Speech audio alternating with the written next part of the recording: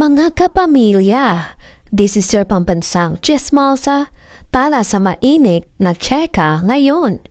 Sino ang fiyang na ito at bakit tila siya ang bagong paboritong pag-usapan ng bayan? At grabe ha, si Martin Rivera, mga besh. Where did you find this girl daw? Talaga ang linya niya. Nakakaloka. Kung hindi mo pa napapanood ang eksena, ganito ang nangyari. Nasa isang segment sa ASAP si Fiang, kasamang mga icon ng OPM na sina Martin Rivera at Ogie Alcacid. Pero, nung mapunta ang usapan kay Pops Fernandez, haba, hindi niya alam kung sino si Pops. Diyos ko, mga kapamilya, si Pops Fernandez na concert queen, sino ba naman ang hindi makakakilala, di ba? Sabay biglang tanong ni Martin Rivera, where did you find this girl? At halatang naiirita na siya. Mga besh, hindi lang si Martin ang nawindang, kundi pati ang buong internet. Grabihan ang comments. Ito ang ilan sa nakakagulat na reaksyon ng netizens. Where did you find this girl?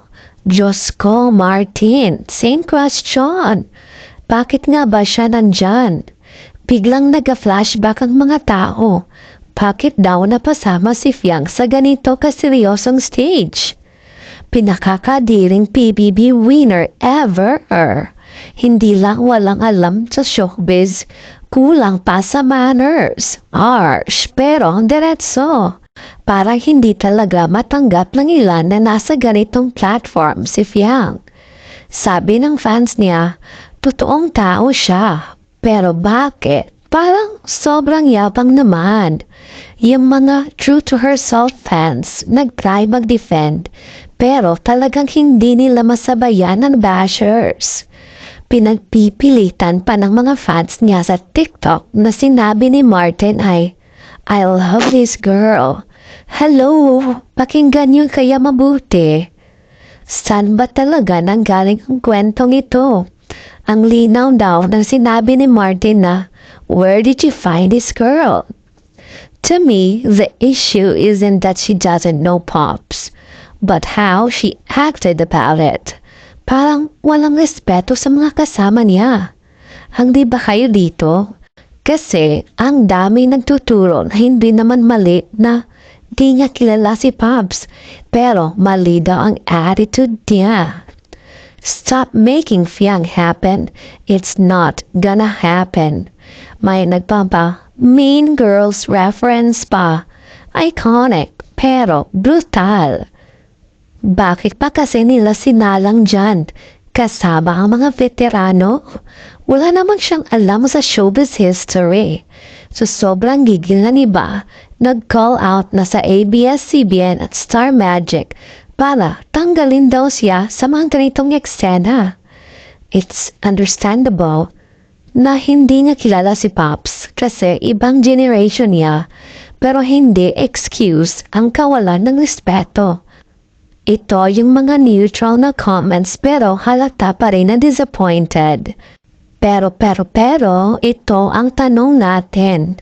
Kapamilya, dapat na nating husgahan si Fiang dahil hindi niya alam si Pops? O ang problema ba talaga ay kung paano niya ito in-acknowledge o hindi in-acknowledge? Ano sa tingin niyo? Comment niyo ang inyong mga opinion sa baba at baka mabasa pa ni Martin at Pops ang sagot mo. Alam niyo ba, ang Pops Fernandez, bukod sa pagiging concert queen, ay isa sa mga pinakaunang Pilipino na nag-perform sa iba't ibang bansa, representing OPM. Iba talaga kapag ABS-CBN ang nagpasikat pang world class ang mga artista. Kaya nga, ABS-CBN pa rin ang #1 network sa bansa. May track record na may kalidad pa. Hindi tulad ng iba dyan, na parang trial and error ang mga talent. Kaya naman, kung gusto niyong mag-level up, walang ibang papuntahan kundi Kapamilya Network.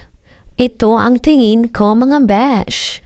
Hindi natin masisisi si Fiang kasi iba talaga ang generational knowledge. Pero sana konting respeto at pag-research naman next time, lalo na sa mga taong nagbigay ng legacy sa industry. Kasi ang showbiz ay hindi lang tungkol sa ngayon, kundi pati na rin sa kahapon.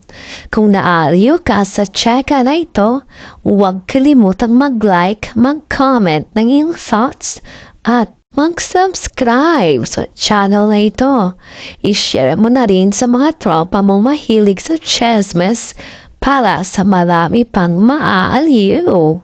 Tandaan, babalik ako para sa mas nakakakilig, nakakaloka, at nakakagunantang na cheka. Abangan! Mama, chop-chop! Let's just dance again. My God, walang katumbas. Yan. Yan, di ba? Oo. Andito na sila eh.